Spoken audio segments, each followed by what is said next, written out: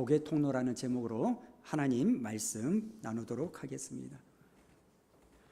이스라엘 지도를 보면요, 요단강을 중심으로 북쪽에 갈릴리 호수가 있고요, 그 요단강 남쪽으로는 사해 바다가 있습니다. 그런데 여러분, 이 요단강 북쪽에 있는 이 갈릴리 호수, 갈릴리 바다는요, 많은 물고기와 많은 생명체가 사는데, 여기에 반해서 밑에 사해는요, 이름 그대로 죽음의 바다입니다. 어떠한 생명체도 이 바다에 살 수가 없어요. 도대체 이 갈릴리 바다와 사해 바다의 이 차이는 어디서 생겼는가? 그 이유를 가만히 봤더니 이 갈릴리 바다는요, 북쪽에서 내려오는 이 깨끗한 물줄기를 받았고, 그 받은 물줄기를 자기만 가지고 있는 게 아니라 남쪽 요단강으로 흘려보내 주더라는 겁니다. 그런데 이 남쪽에 있는 사해 바다는요, 요단강에서 물은 받기는 받는데 그 어떤 물도 밖으로 흘려보내지 않고 가두어 두니까, 이제 이 물이 가두어져 가지고 염도가 쌓이고 해가 내리쬐니까, 물이 증발되니까 염도가 증가되어 가지고 거기에는 바다, 사해 바다가 너무 짜져 가지고 어떠한 생명체도 살지 못하는 죽음의 바다가 된 겁니다. 그래서 간혹 이 사해 바다에 관광을 간 사람은 구명조끼나 튜브가 없어도 그냥 몸만 담궈도 몸이 붕붕 뜨는 그런 모습들이 일어나는 겁니다. 여러분, 이 갈릴리 바다 그리고 사해 바다, 이 두 개를 가지고도요, 우리의 개인적인 삶에 적용할 수 있는 참 많은 부분이 있다고 생각합니다. 우리가 생각하기에는 우리가 많은 것을 받아 누리고 그것을 누구에게도 나누지 않고 나만 홀로 풍성하게 쓰면 그것이 나에게 행복일 것처럼 보여주지만, 인생의 법칙은 결코 그렇지 않다는 겁니다. 우리가 잘 아는 노벨 문학상을 탔던 헤르만 헥스라는 이 사람이 있습니다. 이 헤르만 헥스가 썼던 작품 중에 어거스티스라는 작품이 있는데요, 이 작품도 비슷한 내용이 나옵니다. 그 작품 내용을 보면 어떤 부부가 결혼을 했는데 오랜 시간이 지나도 아이가 생기지 않는 겁니다. 그러다가 겨우 아이가 생겼어요. 여러분, 그 아이가 생겨서 얼마나 금이야 오기야 뱃속에서 그 아이를 잘 돌봤겠습니까? 그리고 출산을 얼마 앞두지 않는 이 시점에 이 산모가요, 꿈을 꾸는데 그 꿈에서 어떤 한 신비로운 노인이 나타나는 겁니다. 그러면서 하는 말이 뭐냐면, 내가 당신의 뱃속에 있는 이 아이, 곧 태어날 이 아이에게 축복 하나를 하고 싶은데 당신이 소원하는 소원이 있다면 나에게 말하라, 이런 이야기를 듣습니다. 그 말을 듣고 산모가 가만히 생각하다가 이렇게 이야기합니다. 앞으로 태어날 이 아이는 모든 사람에게, 어느 누구에게 사랑을 받는 아이가 되었으면 좋겠습니다. 이 소원을 말하는 거예요. 그리고 그 노인이 축복을 했고 그것이 그대로 현실이 되었다는 겁니다. 이 어거스티스라는 이 아들이 태어나서 모든 주변 사람들에게 사랑을 받고 아낌을 받고 그러면서 자라는 거예요. 그런데 여러분, 사랑만 받고 사는 게 좋은 일만 되는 게 아니라는 거예요. 이 아이들이요, 이 아이가 늘 사랑만 받고 칭찬만 받고 귀여움만 받고 자라다 보니까 점점 자라면서 더 이기적이 되고 더 교만해지고 어른이 된 후에도 오로지 자기만 아는 이런 사람으로 성장하게 되는 거예요. 이렇다 보니까요, 이 어거스티스의 마음이 너무나 황폐해지는 거예요. 오랜 세월이 지난 후에 자기 엄마에게 나타났던 노인이 이 어거스티스에게 나타납니다. 그러면서 이렇게 묻죠. 당신은 당신의 삶에 만족합니까? 그랬더니 이 어거스티스가 간절한 목소리로 이 노인에게 이런 부탁을 합니다. 이제 제가 사랑을 받기보다는 사랑을 할 줄 아는, 사랑을 줄 줄 아는 사람이 되기를 원합니다. 여러분, 이 헤르만 헤스가 이 작품에서 무엇을 말하고자 하는지를 우리는 유추할 수 있는 거 아닙니까? 여러분, 이런 것들을 종합해보면 사도행전 20장에 나오는 이 말씀이 참 진리라고 생각합니다. 자, 35절 우리 한번 읽어볼까요? 시작. 범사에 여러분에게 모범을 보여준 바와 같이 수고하여 약한 사람들을 돕고 또 주 예수께서 친히 말씀하신 바 주는 것이 받는 것보다 복이 있다 하심을 기억하여야 할지니라. 여러분, 우리 생각에는 받는 게 주는 것보다 복이 있다고 생각하는데 예수님은 그렇게 생각하지 않는다는 거예요. 받는 것보다 줄 아는 게 복된 인생이다. 우리는 이 말씀을 마음에 새기고 살았으면 좋겠습니다. 사회와 같은 존재가 아니라, 사랑받을 줄만 아는 인생이 아니라 갈릴리 호수와 같이 사랑을 줄 줄도 하고 사랑을 할 줄도 아는 그런 존재, 뿐만 아니라 주변 사람들에게 내가 당신을 만난 이후로 당신 때문에 내가 참 복을 받은 것 같아. 여러분, 이런 이야기를 들을 수만 있다면 우리 인생은요, 성공한 인생이라고 생각합니다. 여러분, 이런 점에서 오늘 말씀을 보면 놀랍게도 이 야곱이요, 내가 너로 인하여 복을 받았다, 이런 평가를 듣지 않습니까? 오늘 본문 말씀을 가만히 보니까요, 이제 야곱이 11번째 아들 요셉을 낳은 이후에 귀소 본능이 발동이 되는 거예요. 어머니 아버지가 계시는 고향으로 돌아가고 싶은 마음이 생긴 거예요. 그래서 외삼촌 라반에게 이렇게 말합니다. 자, 25절과 26절을 보십시오. 라헬이 요셉을 낳았을 때 야곱이 라반에게 이르되 나를 보내어 내 고향 나의 땅으로 가게 하시되 내가 외삼촌에게서 일하고 얻은 처자를 내게 주시어 나로 가게 하소서. 내가 외삼촌에게 한 일은 외삼촌이 아시나이다. 이렇게 야곱이 말을 했더니 외삼촌 라반이 어떻게 합니까? 야곱을 붙잡는 거예요. 가지 말아라. 안 가는 게 좋겠다. 그러면서 그 이유를 뭐라고 말하냐면 27절에 이렇게 말합니다. 자, 27절 다 같이 한번 읽어볼까요? 시작. 라반이 그에게 이르되 여호와께서 너로 말미암아 내게 복 주시기를 내가 깨달았노니 네가 나를 사랑스럽게 여기거든 그대로 있으라. 왜 그렇게 말합니까? 여호와께서 너로 말미암아 내게 복 주신 줄을 내가 알고 있기 때문에. 여러분, 우리가 이런 인생이었으면 좋겠습니다. 우리가 떠나겠다고 말을 했더니 갑자기 상대방의 얼굴이 환해지면서 세상에 살다 보니 이런 말을 들을 때가 있구나. 얼른 가라. 그래, 마음 먹었으면 빨리 진행해야지. 얼른 가라. 이런 인생이 아니었으면 좋겠습니다. 내가 떠나겠다고 하니 상대방이 아쉬워하고 상대방이 나를 붙잡고, 내가 처음에는 몰랐는데 곰곰이 생각해 보니까 네가 있으므로 내가 윤택하고 네가 있으므로 내가 복받았어. 너 가지 않았으면 좋겠어.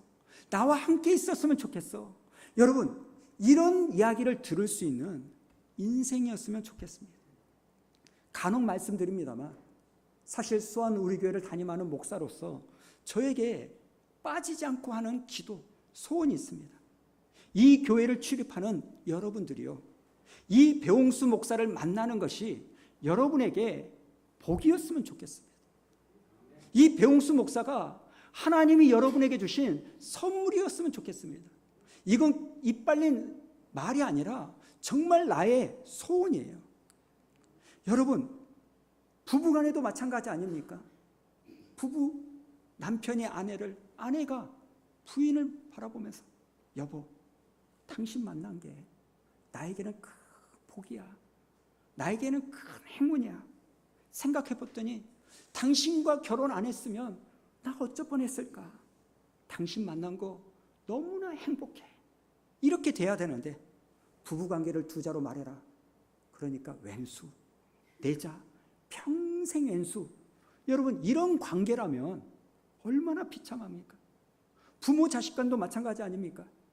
자식이 엄마 아빠한테 아빠, 엄마, 아빠가 내 아빠인 게 너무나 좋아요. 엄마가 내 엄마인 게 너무나 좋아요. 어렸을 때는 몰라서 그런다 치고 성인이 되었어도 자식이 나에게 아빠가, 엄마가 내 부모인 게 저는 너무나 좋아요. 여러분, 이런 야곱과 같이 내가 너를 만난 게 복되었다, 이런 이야기를 들을 수 있는 인생이기를 축원합니다. 저는 지난 한 주 동안 오늘 우리가 읽었던 27절 내가 너로 인하여 복을 받았다. 이 말씀을요 참 많이 생각했습니다. 왜냐하면 하나님께서 이 야곱의 할아버지 아브라함에게 너는 본토 친척 아비집을 떠나라 이렇게 말씀하시면서 뭐라고 말합니까? 땅의 모든 족속이 너로 인하여 복을 얻을 거다. 이런 약속의 말씀을 하셨는데 할아버지에게 주셨던 그 약속의 말씀이 야곱이 또 받지 않습니까? 언제 받습니까? 에서가 자기를 죽이려고 할 때 광야로 도망쳐가지고 해가 지니까 더 이상 도망가지 못하고 루스라는 곳에서 돌을 베고 초라하게 애롭게 고독하게 잠을 잘 때 꿈에서 하나님이 야곱을 찾아오셔서 말씀해 주시잖아요. 자, 창세기 28장 13절과 14절 우리 한번 읽어볼까요? 시작. 또 본즉 여호와께서 그 위에 서서 이르시되 나는 여호와니 너의 조부 아브라함의 하나님이요 이삭의 하나님이라. 네가 누워있는 땅을 내가 너와 네 자손에게 주리니 네 자손이 땅의 티끌같이 되어 네가 서쪽과 동쪽과 북쪽과 남쪽으로 퍼져나갈지며. 그 다음에 뭐라고 말합니까? 땅의 모든 족속이 너와 네 자손으로 말미암아 뭘 받으리라? 복을 받으리라. 여러분, 야곱에게 이 약속의 말씀을 20년 전에 하셨던 말씀인데 놀랍게도 20년이 지난 지금에 그 사기꾼 외삼촌 라반의 입에서 그 누구도 인정하지 않고 칭찬할 줄도 모르고 이용만 해먹을 줄 알았던 그 외삼촌 라반의 입을 통하여 그 신실하신 하나님의 말씀이 이루어졌음을 선포하게 하시는 거예요. 사랑하는 성도 여러분, 우리가 믿고 있는 하나님이 바로 이런 신실하신 하나님인 줄로 믿습니다. 하나님은 말씀하시면 그 말씀을 반드시 이루어 주시는 하나님이에요. 저는 오늘 이 약속의 말씀이 이루어진 것을 바탕으로 오늘 말씀에서 여러분에게 두 가지 권면을 드리고 싶습니다. 첫 번째가 뭐냐? 여러분, 하나님은요 여러분에게 복 주시기를 원한다는 사실을 믿으시기 바랍니다. 여러분, 우리는요 복을 받을 수밖에 없는 존재예요. 왜 그렇습니까? 나를 통하여 누군가를 축복하려면 먼저 내가 뭘 받아야 돼요? 복 받아야죠. 여러분, 갈릴리 바다가 물을 흘러보내기 위해서는 어떻게 해야 됩니까? 그 갈릴리 바다 북쪽에서 내려오는 물을 받은 게 있어야 흘려줘야 되는 거 아닙니까? 마찬가지로 하나님께서 저와 여러분을 복의 통로로, 복의 유통업자로, 나로 인하여 누군가가 살아나고 나로 인하여 누군가가 축복을 받기 위해서는 먼저 나를 복의 근원이 되도록 만들어 주시는 거예요. 여러분, 성경은요 아브라함이 받은 복이 예수님을 믿는 지금 저와 여러분에게도 그대로 전해진다고 말합니다. 갈라디아서 3장 6절을 보십시오. 6절에 보니까요, 아브라함이 하나님을 믿음에 그것을 그에게 의로 정하셨다 함과 같으니라. 그런즉 믿음으로 말미암은 자들은 아브라함의 자손인 줄 알지어다. 그리고 9절에 뭐라고 말하냐? 9절 다 같이 한번 읽어볼까요? 시작. 그러므로 믿음으로 말미암는 자는 믿음이 있는 아브라함과 함께 복을 받느니라. 그러니까 여러분, 하나님이 아브라함에게 주신 복은 아브라함의 육신의 혈통인 야곱에게만 흘러 들어가는 것이 아니라 오늘 예배하는 저와 여러분 모두가 다 영적으로 아브라함의 후손으로서 저와 여러분도 아브라함의 복을 받고 누린다는 사실을 믿으시기 바랍니다.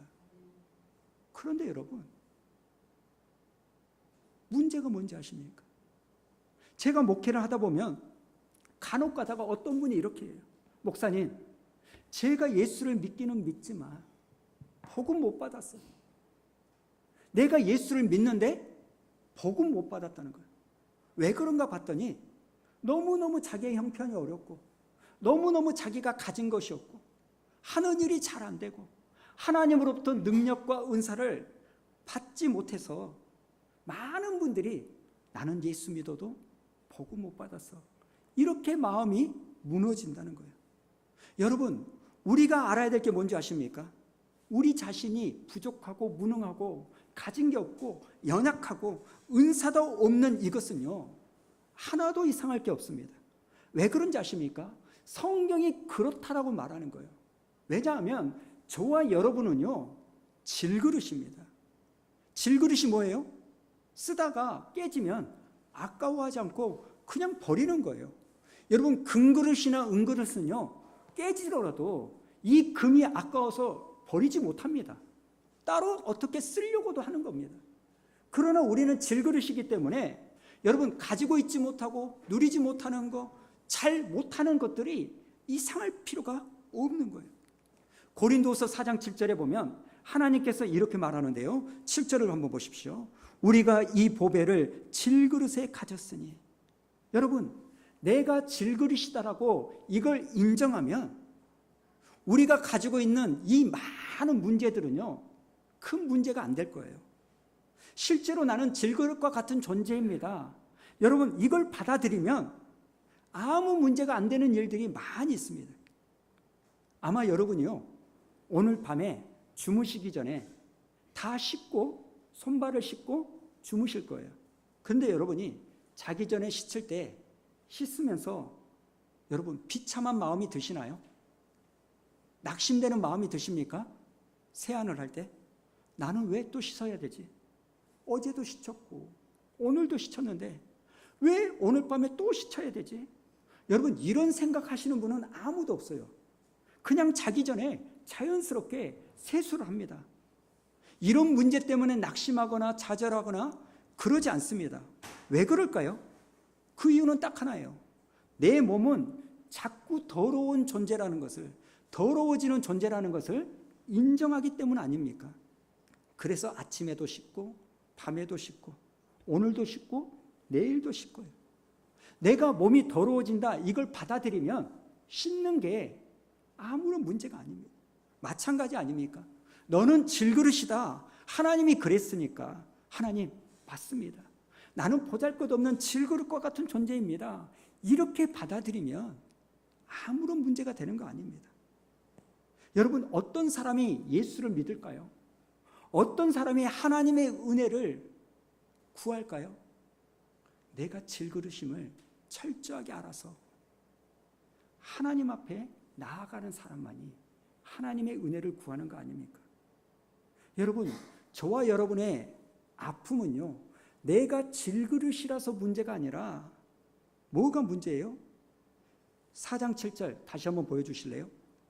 우리가 이 보배를 질그릇에 가졌으니 이는 심히 큰 능력은 누구에게? 하나님께 있고 우리에게 있지 아니함을 알게 하렵니다. 여러분, 우리의 혼란이 어디 있는지 아십니까? 내가 예수를 잘 믿으면 내가 질그릇에서 보배로 바뀌는 줄 착각하는 거예요. 그래서 우리의 기도가 맨날 뭐 하는 겁니까? 하나님, 나 언제 질그릇에서 보배로 바꿔줄 겁니까? 이런 기도하는 거 아닙니까? 그리고 여러분들이 자꾸 목사들을 변질시키는 게 뭐예요? 목사들은 이미 질그릇에서 뭐로? 보배로 바뀌어진 사람만이 목사 노릇을 한다라고 생각하는 거예요. 그래서 여러분이 목사에게 날마다 완벽한 걸 요구하는 거 아닙니까? 근데 여러분, 목사는요, 질그릇에서 보배로 바뀐 사람이 목사를 하는 게 아니라 처절하게 나는 질그릇과 같은 존재이구나, 이걸 인식해서 보배이신 예수 그리스도를 꽉 붙잡는 사람이 목사가 돼야 될 줄을 믿습니다. 그러니까 여러분, 예수 믿으면요, 질그릇에서 보배가 되는 게 아니에요.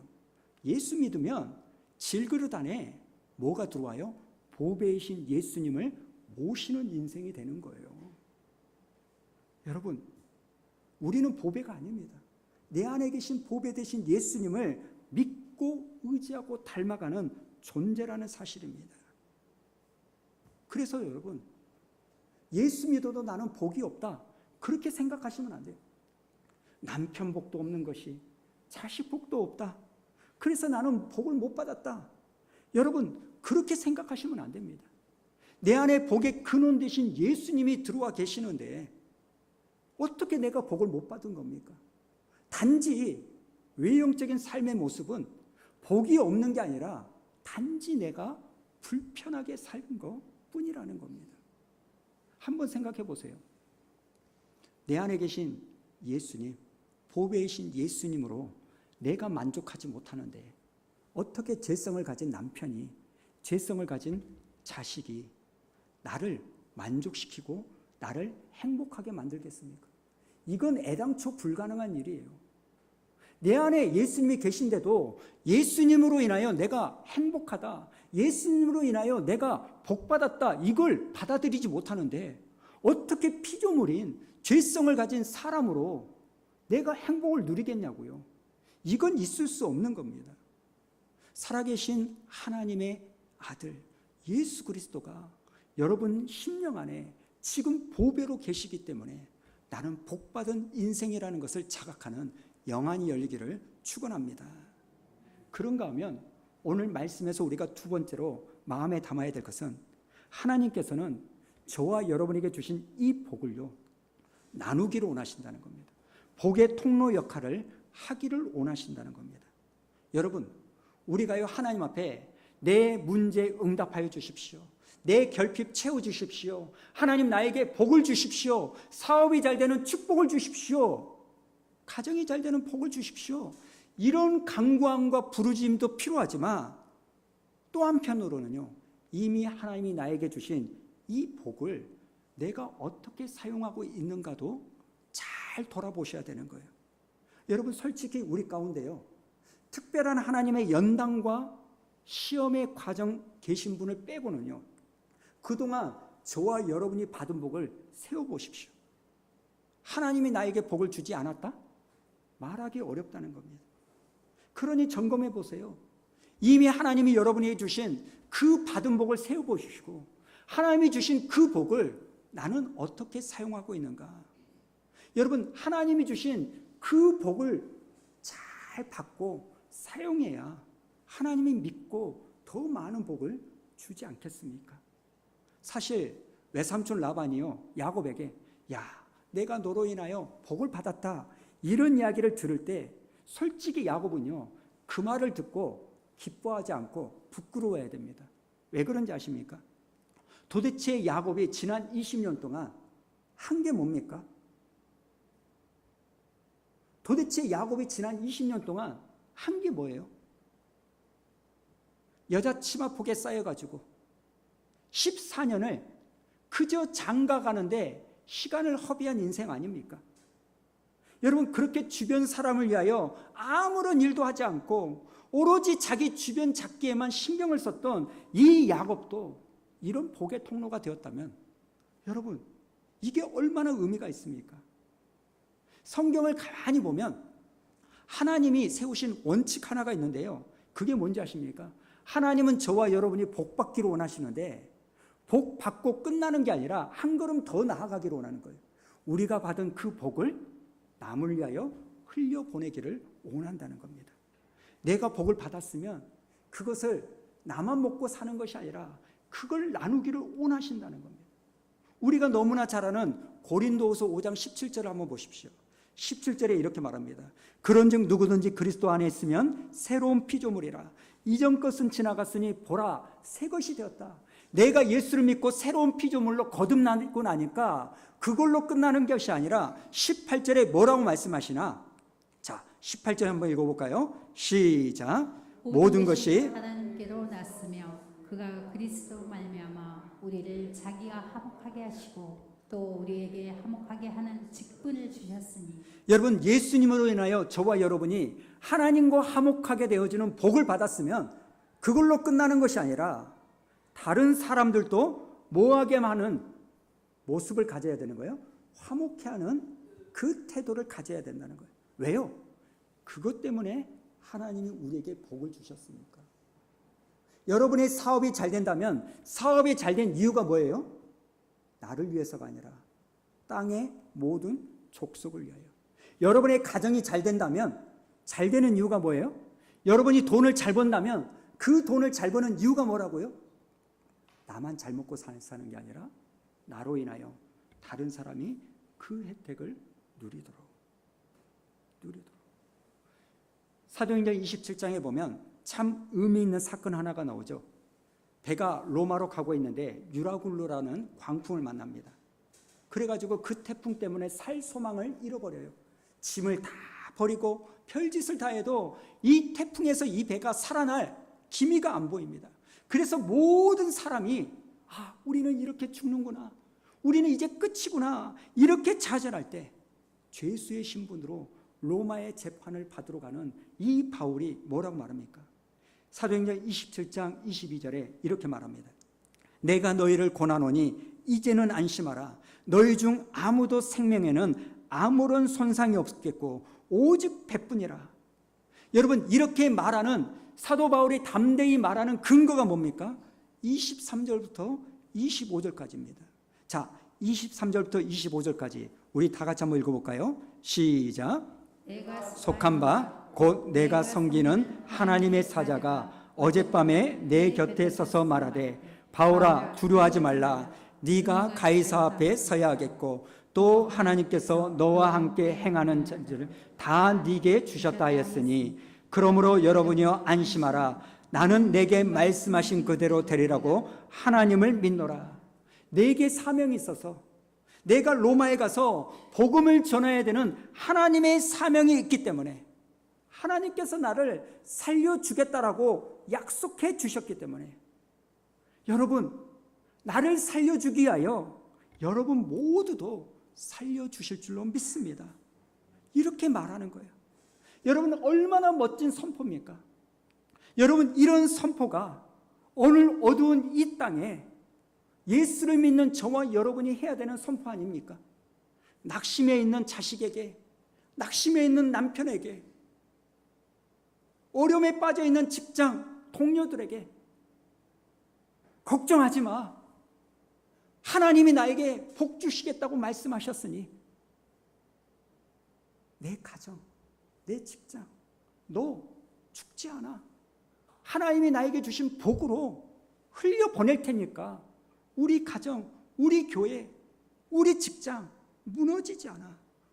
여러분, 오늘날 우리가 해야 될 것이 하나님이 지금 말하라고 하는 것이 이것인 줄로 믿습니다.